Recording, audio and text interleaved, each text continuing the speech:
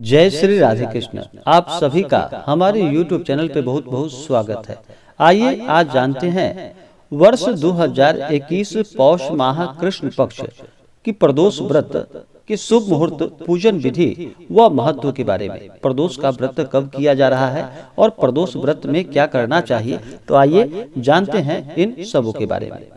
प्रदोष का व्रत जो कि हर माह के कृष्ण पक्ष और शुक्ल पक्ष की त्रयोदशी तिथि के दिन प्रदोष का व्रत किया जाता है। जिस दिन प्रदोष काल का समय त्रयोदशी तिथि के दिन प्राप्त होता है, उसी दिन प्रदोष व्रत को किया जाता है। प्रदोष व्रत में प्रदोष काल के समय में भगवान शिव तथा माता पार्वती और साथ में शिव परिवार का पूजन किया जाता है। प्रदोष काल का समय जो कि सूर्यास्त से 72 मिनट पहले और सूर्यास्त के 72 मिनट बाद का समय, यह प्रदोष काल का समय होता है। इस दौरान भगवान शिव, माता पार्वती, शिव परिवार का पूरे विधि विधान के साथ पंचोपचार या षोडशोपचार पूजन विधि के द्वारा इनका पूजन करना चाहिए। जिस दिन प्रदोष का व्रत होता है, उस दिन के नाम से प्रदोष व्रत को जाना जाता है। जब भी प्रदोष का व्रत रविवार के दिन प्रदोष व्रत पड़ता है, तो उससे आयु वृद्धि तथा स्वास्थ्य लाभ की प्राप्ति होती है। सोमवार के दिन प्रदोष व्रत पड़ने से आरोग्य की प्राप्ति होती है और मन की इच्छाओं की पूर्ति होती है। मंगलवार के दिन प्रदोष व्रत हो तो उस व्रत को करने से रोगों से मुक्ति व स्वास्थ्य लाभ की प्राप्ति होती है।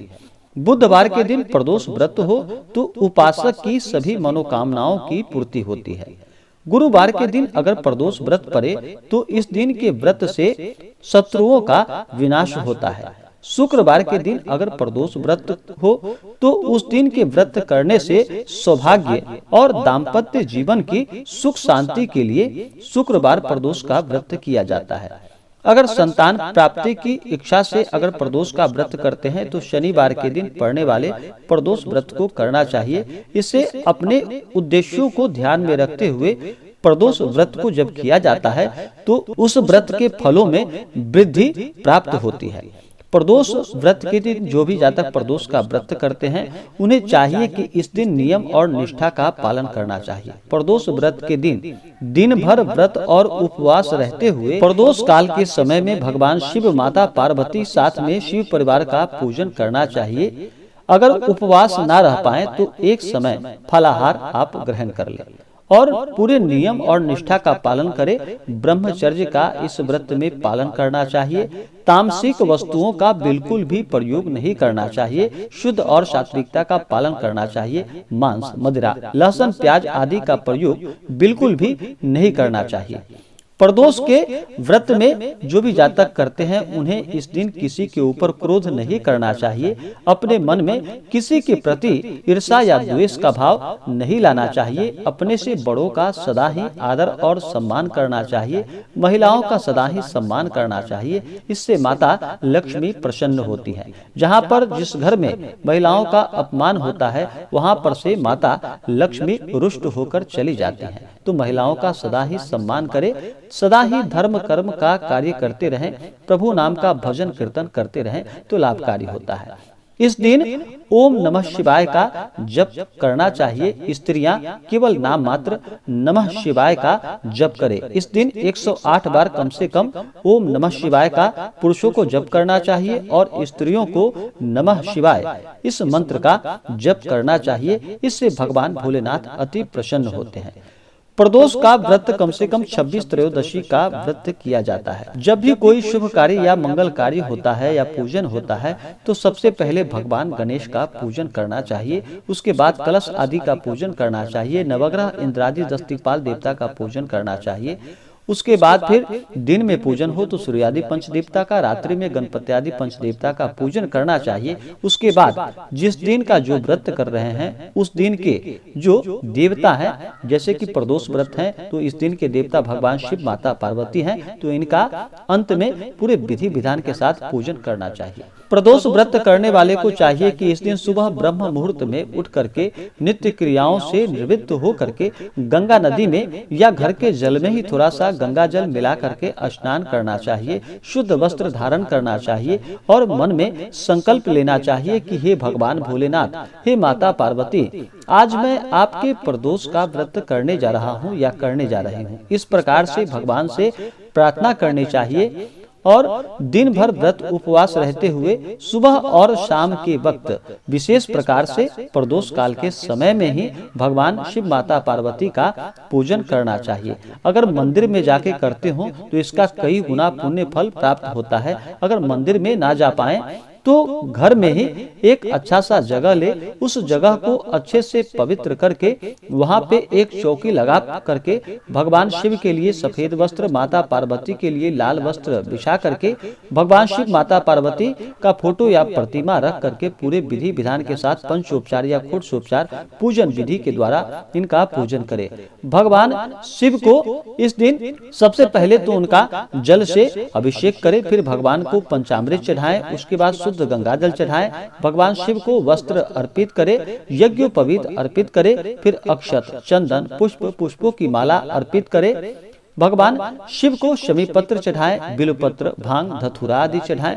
बिलपत्र 3 पत्ते वाला बिलपत्र चढ़ाना चाहिए। बिलपत्र पे राम का नाम लिख ले या नमः शिवाय लिख करके बिलपत्र को चढ़ाना चाहिए। बिलपत्र अगर सच्ची श्रद्धा के साथ भगवान शिव को अर्पित करते हैं तो इससे 3 जन्मों के पाप भी नष्ट हो जाते हैं। त्रिदलम त्रिगुणाकारम त्रिनेत्रम च त्रिधायुधम त्रिजन्म पाप संहारम बिलपत्रम शिवार्पणम। इस प्रकार से 3 जन्मों के पाप भी नष्ट हो जाते हैं। तो भगवान शिव को बिलपत्र अवश्य चढ़ाएं, इससे भगवान शिव अति प्रसन्न होते हैं। उसके बाद फिर धूप और दीप दिखाएं, अनेक प्रकार का नैवेद्य अपने श्रद्धा और सामर्थ्य के अनुसार भगवान भोलेनाथ को अर्पित करें। उसके बाद फिर द्रव्य और दक्षिणा चढ़ाएं, पुंगी फल तांबूल अर्पित करें। पुंगी फल जिससे कि सुपारी को पुंगी फल कहा जाता है और तांबूल यानी कि पान के पत्ते को तांबूल कहा जाता है। तो पुंगी फल और तांबूल भगवान शिव को अर्पित करे। उसके बाद फिर इसी प्रकार से माता पार्वती का पूजन करे। माता पार्वती को उनका जल से अभिषेक करे, पंचामृत चढ़ाए, शुद्ध गंगा जल चढ़ाए, माता पार्वती को लाल वस्त्र अर्पित करे। उसके बाद माता को श्रृंगार की वस्तुएं अर्पित करे, अक्षत, चंदन, पुष्पों की माला अर्पित करे। पुरुष माता पार्वती को चंदन चढ़ाए और स्त्रियां माता पार्वती को सिंदूर अर्पित करे। उसके बाद धूप और दीप दिखाएं, नैवेद्य अपने श्रद्धा और सामर्थ्य के अनुसार अनेक प्रकार का नैवेद्य अर्पित करे, द्रव्य दक्षिणा चढ़ाए, पुंगी फल तांबूल अर्पित करे। उसके बाद फिर प्रदोष व्रत का कथा श्रवण करे। जिस दिन का भी प्रदोष व्रत होता है उस दिन प्रदोष व्रत का कथा श्रवण करे। उसके बाद भगवान की आरती करे। प्रदोष व्रत में कुशा के आसन का प्रयोग करना चाहिए। कुशा के आसन का प्रयोग करके ही आप पूजन पर बैठ करके वहाँ पे फिर भगवान शिव माता पार्वती का पूजन करें। और प्रदोष व्रत का पारण अगले दिन जा करके इस व्रत का पारण किया जाता है। सूर्योदय के बाद आप पारण कर सकते हैं। तो आइए जानते हैं प्रदोष व्रत के शुभ मुहूर्त के बारे में कि कब पूजन किया जाएगा और पूजन के लिए समय क्या होगा। तो आइए जानते हैं। प्रदोष का व्रत त्रयोदशी तिथि के दिन किया जाता है। तो त्रयोदशी तिथि प्रारंभ समय 31 दिसंबर 2021 दिन शुक्रवार सुबह 10:39 और त्रयोदशी तिथि की समाप्ति होगी 1 जनवरी 2021 दिन शनिवार को सुबह 7:18 पे त्रयोदशी तिथि की समाप्ति होगी। तो हमें प्रदोष का समय जो है वो 31 दिसंबर 2021 दिन शुक्रवार को सुबह 10:39 के बाद आरंभ हो रहा है। तो प्रदोष काल का समय हमें 31 तारीख को ही प्राप्त हो रहा है। तो इस प्रकार से शुक्रवार के दिन 31 दिसंबर 2021 को प्रदोष का व्रत करे और भगवान का पूरे विधि विधान के साथ पूजन करे। इस दिन राहु काल का समय जो कि सुबह 10:33 से सुबह 11:52 तक है। इस दिन सूर्योदय सुबह 6:35 और सूर्यास्त शाम 5:10। योग इस दिन सूर्य योग जो कि शाम 6 बजे तक, उसके बाद गंड योग। नक्षत्र इस दिन अनुराधा नक्षत्र रात्रि 10:05 तक, उसके बाद ज्येष्ठा नक्षत्र। इस दिन शुभ चौखड़िया मुहूर्त जो कि चर लाभ और अमृत नामक शुभ चौखड़िया मुहूर्त जो कि सुबह 6:35 से सुबह 10:32 तक। उसके बाद फिर शुभ नामक शोभरिया मुहूर्त जो कि सुबह 11:52 से दोपहर 1:10 तक।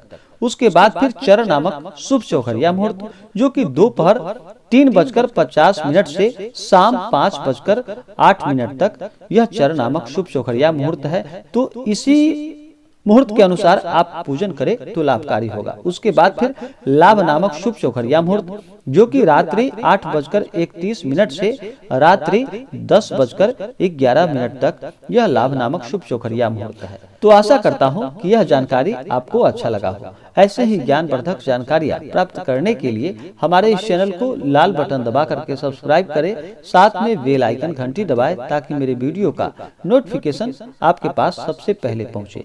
वीडियो को लाइक और अपने मित्रों तथा दोस्तों के साथ शेयर करें। सुखी रहें और स्वस्थ रहें। जय श्री राधे कृष्ण। धन्यवाद।